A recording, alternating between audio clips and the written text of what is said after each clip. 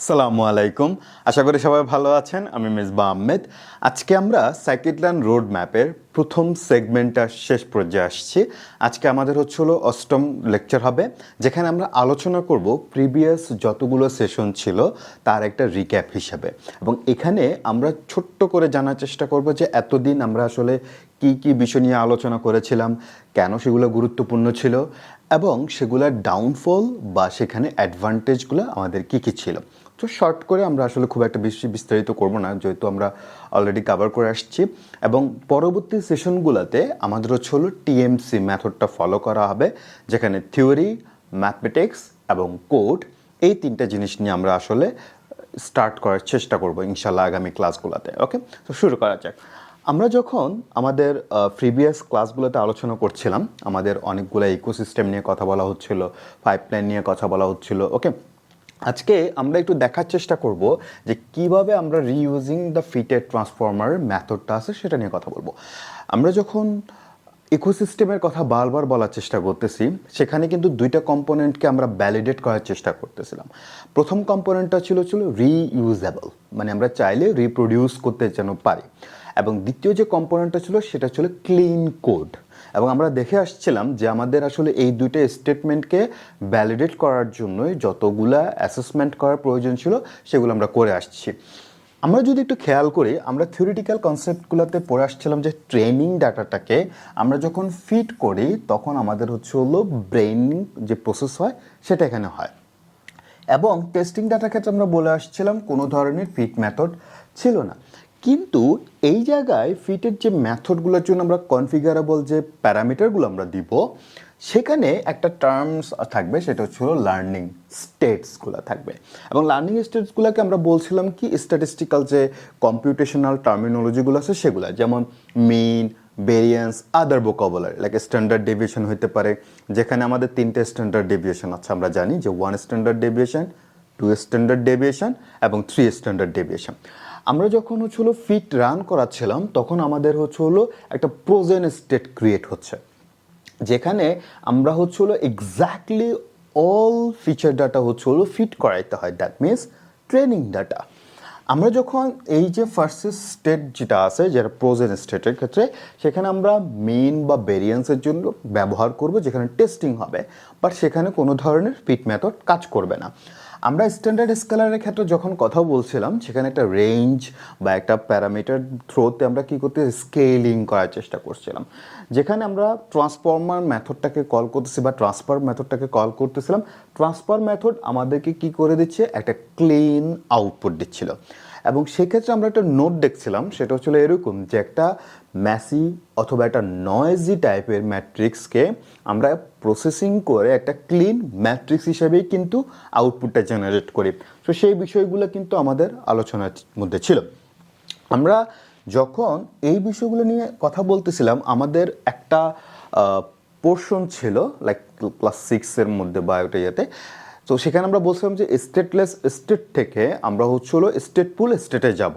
ওকে, এবং সেক্ষেত্রে আমরা যখন স্টেটফুল কথা বলছিলাম, বেসিক্যালি এটা একটা স্টিমেটরের টার্মিনোলজি ছিল।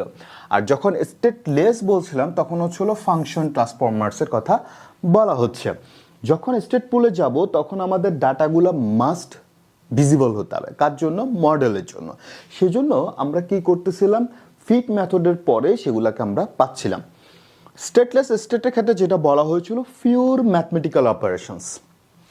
এই জায়গায় আমার একটা কথা আছে, আমরা এখন বর্তমানে বিভিন্ন ধরনের এআই টুলস নিয়ে কথাবার্তা বলি। এটা আমি আমার ব্যাচও বলি, আমি এবং এখানেও কথা বলছি যে বিভিন্ন জায়গায় বা বিভিন্ন ভাইয়া এবং আপুরাদের সাথে যখন কথাবার্তা হয়, যেটা হয় যে ওনাদের যদি আমি বলি যে ডাটা সায়েন্সের একটা প্রজেক্ট করে দেন, করে দিতে পারবে, এটা নিয়ে কোনো সমস্যা হয় না।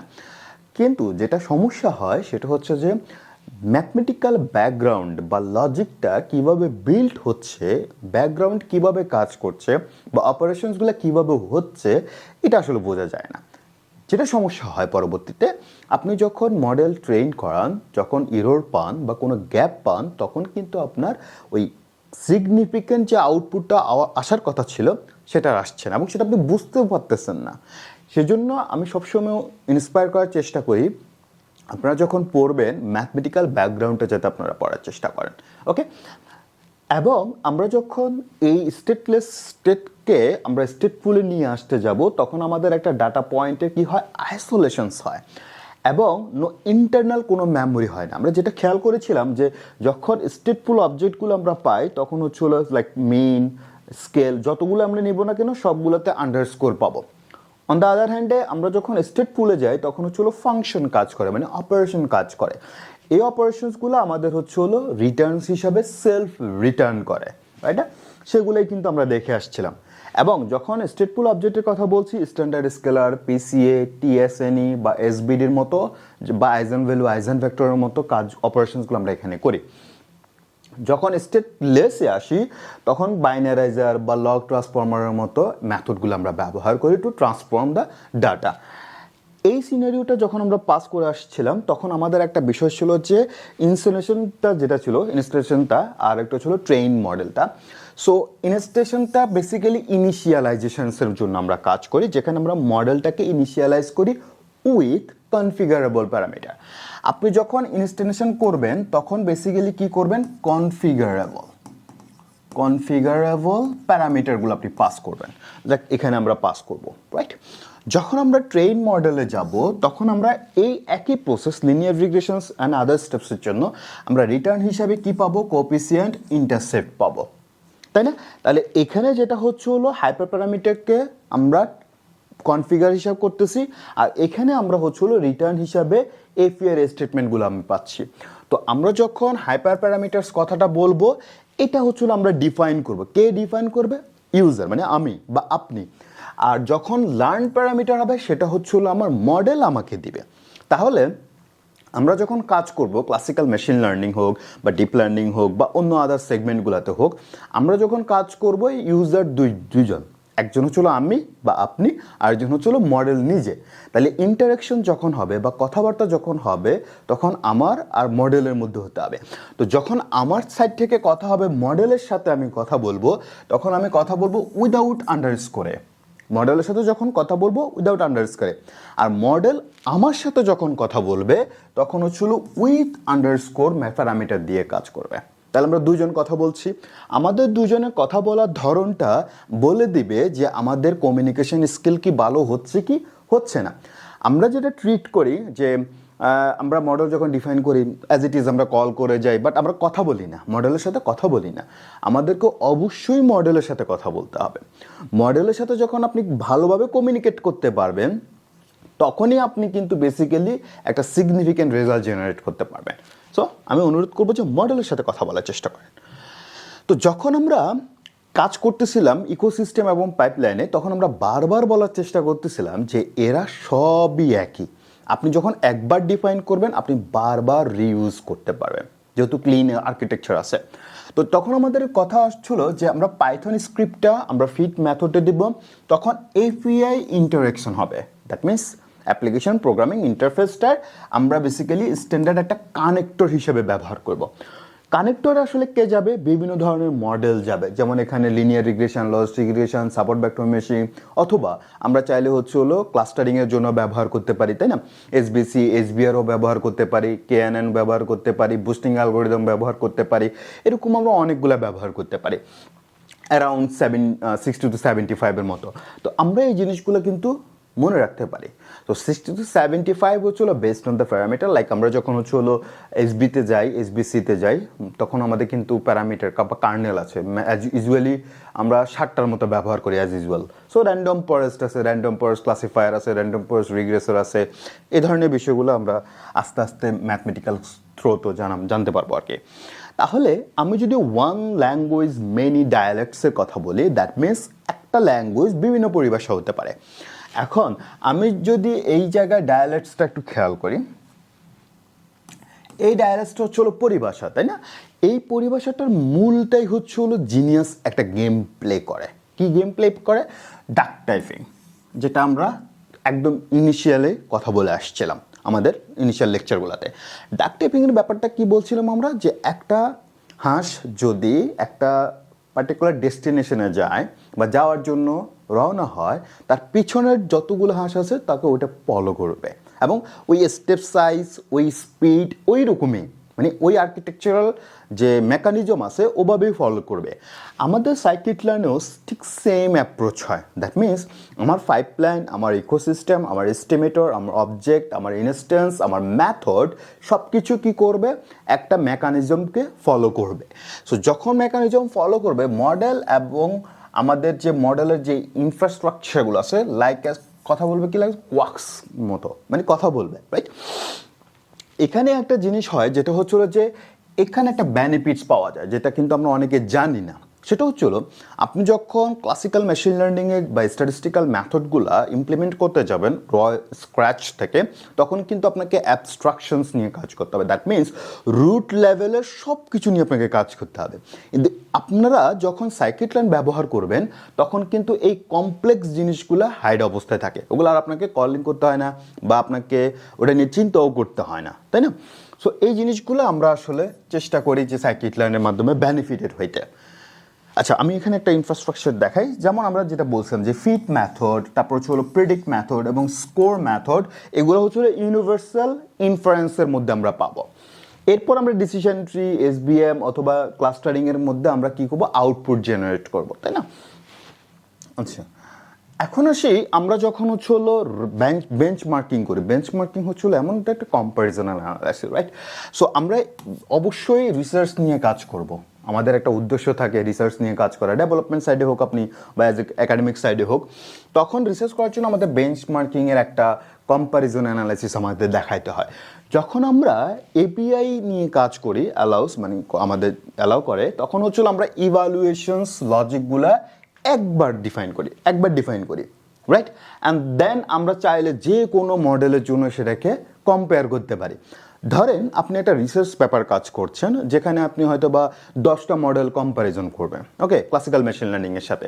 এখন আপনি যদি ইন্ডিভিজুয়ালি 10টা মডেল ডিফাইন করেন তাহলে টাইম কনজিউমিং এবং কমপ্লেক্সিটির একটা বিষয় থাকে, হায়ারার্কিক্যাল একটা বিষয় থাকে, প্রি প্রসেসিংয়ের বিষয় থাকে। তাহলে সেগুলোকে যদি আমরা ইগনোর করতে চাই তাহলে আমাদেরকে এপিআইতে যেতে হবে, তাই না? ইউনিফাইড এপিআই যেটা কথা বলা হচ্ছে, এই ইউনিফাইড এপিআই আমাদের কিন্তু যে সুবিধাটা দিচ্ছে সেটা হচ্ছিল আমরা বারবার রিকল করতে হচ্ছে না, বারবার ডিফাইন করতে হচ্ছে না। একবার ডিফাইন করলাম, এখন জাস্ট হচ্ছিল মডেলটাকে সোয়াপ করে দিচ্ছি, লিনিয়ার রিগ্রেশনের জায়গায় লজিস্টিক রিগ্রেশন দিচ্ছি বা আমাদের প্যারামিটার্সগুলো চেঞ্জ করে দিচ্ছি based on the data set এবং ইউজ কেসের উপর বেস করে। ওকে, তো দ্যাট মিনস হচ্ছিল আমি এখানে মডেলস দিলাম, লজিস্টিক রিগ্রেশন, তারপর হচ্ছিল SBM, random forest, gradient boosting, XGBoost, AdaBoost যা আছে সেগুলো আমরা দিলাম। মডেল কি করবে, এই জায়গায় প্যারামিটার রেখে সে ফিট করবে, তাহলে ফিট এবং স্কোর করবে। আমি চাইলে হচ্ছিল এখানে আবার আসতে পারবো, কোড চেঞ্জ হবে না, জাস্ট আমি পাস করব। পাস করার পরে আমি একটা টেবিল ফাইনাল রেজাল্ট পাবো যেটা হচ্ছিল আমাদের স্কোর জেনারেট করে দিবে। তাহলে খেয়াল করেন আপনি কাজ করছেন হচ্ছে হলো মডেলস, এই জায়গাটাতে ডিফাইন করে দিচ্ছেন, এটা তো আপনার ইউনিফাইড এপিআই, ওখান থেকে আপনি ফাইনাল রেজাল্ট যাচ্ছেন, দ্যাটস ইট। ওকে, সো আমরা যখন ভবিষ্যতে বিভিন্ন ধরনের টিএমসি মেথড ফলো করব, থিওরি, ম্যাথমেটিক্স এবং কোড, তখন কিন্তু আমরা এই ঠিক একই প্রসেসের মধ্যে মুভ অন করতে থাকবো। এরপরে যদি আমরা একটু আসার চেষ্টা করি এমএলের যে কম্পিটিশনসগুলো হয়, কীভাবে আমরা হচ্ছিল এমএল নিয়ে কাজ করব, মেশিন লার্নিংয়ের মডেলগুলো নিয়ে কাজ করব, এটা হচ্ছিল একটা সোয়াপ মেথডের অ্যাডভান্টেজের মাধ্যমে। ওকে, সো আমি যখন কম্পিটিশন করব কোথায়, ক্যাগলে, আপনারা জানেন ক্যাগলের অনেক ধরনের কম্পিটিশন আছে, জিন্দিতে আছে, এরকম অনেক প্ল্যাটফর্ম আছে যেখানে আপনারা কম্পিটিশনস করতে পারবেন মেশিন লার্নিংয়ের জন্য বা ডিপ লার্নিংয়ের জন্য বা ন্যাচারাল ল্যাঙ্গুয়েজ প্রসেসিংয়ের জন্য আপনারা কাজ করতে পারবেন। এখন আমি যদি ওখানে কাজ করতে যাই তখন হচ্ছিল লুপিং হয় বা আমার সাবমিশনসের একটা টাইম লাইন থাকে বা আমার যে অ্যাকুরেসির বিষয়গুলো আছে সেগুলো একটা ব্যাপার থাকে। এই জায়গায় যদি আমরা সাকসেসফুল পেতে চাই তাহলে আমাদের মেশিন লার্নিংয়ের মডিউলগুলোর প্রয়োজন হয়। আমরা যদি একটা ডাটা পাইপলাইন তৈরি করি, ওকে, এবং এই পাইপলাইনে কি হবে, আমার মডেল আমার এখানে আসছে, প্রসেসিং এবং ফিটিং হবে, ওকে, দ্যাট মিনস হচ্ছিল ফিচার ইঞ্জিনিয়ারিং হবে। ওকে, সো ফিচার ইঞ্জিনিয়ারিংয়ের একটা আউটপুট থাকবে, এটা হচ্ছিল মডেলের স্লট যেখানে হচ্ছিল মডেলগুলো সোয়াপ হবে, মানে লজিস্টিক রিগ্রেশনের জায়গায় এসবিএম যাবে, অন্য কিছু মডেল যাবে। এখানে হচ্ছিল ধরেন আমি এক্সিবুস্ট ক্লাসিফায়ার দিলাম অথবা এসবিসি ক্লাসিফায়ার দিলাম, দেওয়ার পরে সেখান থেকে হচ্ছিল আমার ডেড লাইনের মধ্যে আমি চাইলে কমপ্লিট করে দিতে পারবো। তাহলে আমি আপনাকে বললাম যে 5 মিনিটের মধ্যে আপনার এই কম্পিটিশনসটা শেষ করতে হবে, কিন্তু আপনাকে হচ্ছে হলো 4টা বা 5টা মডেল রান করতে হবে, কম্প্যারিজন করতে হবে এবং দেখাইতে হবে বেস্ট মডেল কোনটা। তাহলে সেক্ষেত্রে আপনি কিভাবে করবেন, ঠিক এই এবং এই আর্কিটেকচারাল প্রসিডিউরটাই কিন্তু আপনাকে কম্পিটিশনসে ভালো রেজাল্ট দিবেন। আমরা শিখবো, যদিও আমরা এগুলা আস্তে আস্তে মানে নিজেদেরকে ডেভেলপ করব, সময় লাগবে, একটু সময় লাগবে, যেহেতু আমি টিএমসি মেথড ফলো করতেছি, সো মাস্ট বি সময় লাগবে। বাট আমরা যাই শিখবো, আমার কথা হচ্ছে হলো, কারণ আমাদের তো শেখার কোনো শেষ নেই, আমাদেরকে অনেক কিছু শিখতে হবে। তো যখন আমরা শিখবো, যখন আমরা প্রত্যেকটা লেকচার মুভ অন করবো, তখন আমরা যাতে এটা মেক শিওর করি যে এই লেকচারের কন্টেন্টগুলো আমার বোঝা হয়ে গেছে, আমি বুঝতে পারছি। যদি না বুঝতে পারি তাহলে অবশ্যই কমেন্ট সেকশনে জানাতে পারেন। পাশাপাশি আপনারা চাইলে আমার ফেসবুকও নক দিতে পারেন, লিঙ্কডিনও নক দিতে পারেন, অথবা ইমেলও নক দিতে পারেন। আমি অবশ্যই আমার ইনসাইট বা আমার যে রেসপন্স থাকবে সেটা আমি শেয়ার করব। আমরা যদি একটু মুভ অন করার চেষ্টা করি, যে গেট কিপার একটা ব্যাপার আছে সাইকিটলাইনে।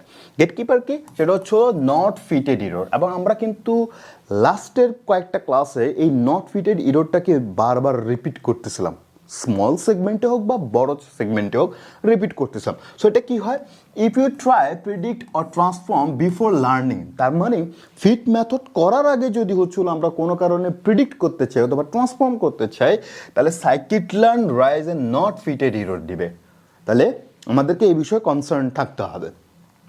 এপিআই যদি আমরা মেকানিক্যালি চেক করি যে এক্সিস্টেন্স আছে কিনা, তখন আমাদেরকে ট্রেলিং আন্ডারস্কোর রুল বা TUR, ট্রেলিং আন্ডারস্কোর রুল, যেটা ছিল লার্নিং প্যারামিটারের জন্য ব্যবহার করা হয়, এই অ্যাট্রিবিউটসগুলোকে আমাকে দেখতে হয়। তাহলে এটা কীভাবে চেক করব, তার মানে আমার ইউজার যদি হচ্ছে হলো মডেল প্রিডিক্ট ডট এক্স দেয়, এক্স টেস্ট দিল, তখন সেটা এপিআই গেটের মধ্যে দিয়ে যাবে।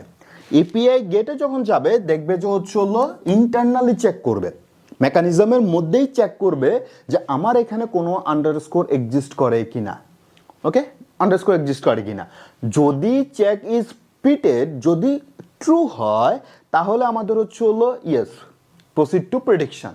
যদি ফলস হয় তাহলে হচ্ছে হলো নো, নট ফিটেড এরর। তাহলে এই গেটটা যদি আমরা বুঝতে পারি যে মেকানিজমটা কিভাবে কাজ করতেছে, তাহলে তো আমি যে কোনো কাজ করতে পারবো। আমি যদি আপনাকে জাস্ট ডাটা সেট সুইচ করে দিই, বা আমরা যদি হচ্ছে হলো সে ফর এক্সাম্পল আমি ইউজ কেস চেঞ্জ করে দিলাম, তাহলে আপনি তো পারবেন। বাইরের কান্ট্রিতে বাইরের যারা স্টুডেন্টরা আছে, ওনারা কি করে, ওনারা হচ্ছে হলো মেকানিজম বোঝে। আর আমরা যেটা করি, আমরা বলতে সবাই না, ধরেন আমি আমার ক্ষেত্রে বললাম, আমি পার্সোনালি, সো আমি যেটা করি সেটা হচ্ছে হলো শর্টকাট করি। মানে হচ্ছে হলো কোড ডাটা সেট দেখা মাত্রই হচ্ছে হলো চ্যাটজিপিটিকে দিয়ে দিই, জেমিনিকে দিয়ে দিই, গ্রককে দিয়ে দিই, বা যে কোনো টুলস আছে আমি দিয়ে দিই, কোড দিয়ে দেয়, রান দিয়ে দিই, অ্যান্ড দেন আমি আউটপুটে অনেক খুশি। মানে আমার কথা বলতেছি, আমি অনেক খুশি। সো এই খুশির কারণে আমি আসলে বুঝি না মেকানিজম কিভাবে কাজ করে, এটা আমার প্রবলেম। সো আমার প্রবলেমটা সলভ হবে কিভাবে, যদি আমি এই ইনফ্রাস্ট্রাকচারটা বুঝি, তাহলে সলভ হবে, আদারওয়াইজ না। তো সেজন্য আমাদের এই বিষয়গুলো একটু খেয়াল রাখা উচিত। কেমন, আমরা যদি একটু দেখি কিভাবে আমরা বস লেভেলের কাজ করতে পারবো, কিভাবে পসিবল, কিভাবে, তাহলে আমরা যদি হচ্ছে ইনভেস্টিগেটর টুল কিটের মতো করে কাজ করি, লাইক এরকম যে when you hit the not fitted error, don't panic, এটা করার কিছু নাই, ওগুলো শেখার বিষয়। Use the Python's interception, like আমরা লাইক কী করে আমরা বলে যে লাইক ইন্সপেক্ট করি যে আসলে কোন ধরনের ইরর হচ্ছে, কী ধরনের প্রবলেম ফেস করতেছি, নট ফাইন্ডেড ইরর কিনা, বা কোন ধরনের ওয়ার্নিং আছে, সেগুলো আমরা কি করি, ইন্ট্রোস্পেকশন করি, তাই না? তো সেক্ষেত্রে আমরা বুঝি যে কীভাবে আসলে সমস্যাটা অ্যারাইজ হচ্ছে বা কোথায় হচ্ছে। তো সেটার জন্য আমাদের কী হবে, ক্র্যাশ করছে, ক্র্যাশ যদি করে তখন আমরা স্যানিটি চেক করি। স্যানিটি চেক কী করে, দ্যাট ফিট অ্যাকচুয়ালি এক্সিকিউট হয়েছে কি হয় নাই। তাইলে আমরা কি করব, ইনডেন্টেশন বা লুপের মাধ্যমে সেটা চেক করব। ধরেন আমার মডেল 10 বার রান হবে বা 20 বার রান হবে, তাহলে আমি কি করব, ইনডেন্টেশনের মাধ্যমে বারবার বারবার চেক করব। সেই জন্যই বলতেছে ইন্টারস্পেকশন, তাই না, মানে ইন্টারনাল স্পেকটেশনসগুলো কাজ করতে হবে। এরপরে ইন্ট্রোস্পেকশনসের মূল কাজ কী হবে, মডেল যদি ডিরেক্টরি বা মডেলের যে আউটপুট লার্নিং অ্যাট্রিবিউট যেগুলো আছে সেগুলো যদি রিটার্ন করতে পারে সাকসেসফুলি, দেন ওকে, তাহলে আমরা কি করব, এই জায়গাটাতে দেখব। তাহলে এটা আসলে কি করে, এখানে দেখেন, ফ্রম সাইকিটলার্ন লিনিয়ার মডেল, মানে আমাদের মডেলগুলোর জন্য লিনিয়ার রিগ্রেশন। আমরা যদি একটু মানে লাইক ব্যাকবোনটা দেখি, তখন মডেল আসবে, মডেলে লিনিয়ার রিগ্রেশন হবে। যখন মডেল ডট প্রিডিক্ট করবে 1 দিব, তখন ইরর পাবো। একটা ইন্ডিভিজুয়াল যে কনস্ট্যান্ট ভ্যালু আছে এটা যদি আমরা দিলাম, এটা হচ্ছিল আমার ইরোর বললে, তখন dir মডেল দিব। dir মডেল এইটা যদি দেই তাহলে আমরা বুঝতে পারবো কোথায় ইরোর আছে। আবার প্রিন্ট মডেল ডট ডিক যদি দিই তাও বুঝতে পারবো। তাহলে দেখেন ফিট প্রিডিক্ট নো আন্ডারস্কোর, তো যদি ওই লিস্টের মধ্যে যদি কোনো আন্ডারস্কোর মেথড না থাকে তাহলে সেক্ষেত্রে বুঝতে হবে মডেলে এখনো ফিটেড হয়নি। যদি আমরা এখানে আন্ডারস্কোর পাই তাহলে অবশ্যই মডেল ফিটেড হয়েছে, তাই না? তো এই জিনিসটা আমরা চেক করে নিতে পারি। তাহলে কিভাবে চেক করবো ইন্টারস্পেকশনটা হবে মডেল ডট আন্ডারস্কোর ডিক্ট আন্ডারস্কোর এবং ডির বা মডেল যা, ঠিক আছে, ডিরেক্টরি মডেলের যতগুলো ডিরেক্টরি থাকবে সবগুলো, এবং এগুলো রিটার্ন করবে অ্যাজ এ লিস্ট হিসেবে অথবা ডিকশনারি হিসেবে। তো এই জিনিসগুলো আমাদের চেক করতে যদি পারি তাহলে আমরা হচ্ছিল ডেভেলপার মাইন্ড সেট আপটা বা কম্পিটিশনসের যে মাইন্ড সেট আপটা আছে সেটা এমনি বিল্ড হয়ে যাবে আমাদের। ওকে, তো আমরা খেয়াল করবো এই বিষয়টাকে একটু ফোকাস করার জন্য। এবং আমরা যদি ফাইনালি ইউনিভার্সাল যে ওয়ার্ক ফ্লো ছিল এতদিন আমরা যে কথা বলে আসছিলাম সেটার দিকে যদি কনসার্ন করি, প্রথমে আমাদের ইম্পোর্ট হবে from scikit-learn from models, like এরকম হতে পারে যে ইম্পোর্ট নামপাই, ইম্পোর্ট ফান্টাস, তারপর হচ্ছিল ম্যাটপ্লটলিব হইতে পারে, সেগুলো হচ্ছিল আলাদা। আবার এখানে যখন আমরা কাজ করব from scikit-learn dot linear model import linear regression, from scikit-learn dot model selection import train test split, from scikit-learn dot pre processing import standard scalar অথবা সিম্পল ইম্পিউটার, এগুলা। তো এই জিনিসগুলো কিন্তু আমরা চাইলে এই মডিউল থেকে ইম্পোর্ট করতে পারি। দেন আমরা কি করব, ইনিশিয়ালাইজেশন করব। সো ইনিশিয়ালাইজেশন কি হবে, মডেলের হাইপার প্যারামিটারগুলো দিয়ে কনফিগারেবল করে ফেলবো। কনফিগারেবল যখন ডান হয়ে যাবে তখন আমরা ফিট মেথড করব। তাহলে 1 নাম্বার পারি আমরা, 2 নাম্বারও বুঝে গেছি, 3 নাম্বার হচ্ছে হলো প্রসেসটা জানি, 4 নম্বরে আমার হচ্ছে হলো প্রেডিক্ট মেথডে কাজ করবে বা স্কোর হবে, প্রেডিক্ট প্রবা হবে সব কিছু, এবং ইভালুয়েট অ্যান্ড টুইক করব, মানে ইভালুয়েট করব, যদি রেজাল্ট খারাপ আসে আবার চেক করব, আবার রান দিব। এইভাবে আমার প্রসেসটা কন্টিনিউ করতে হবে।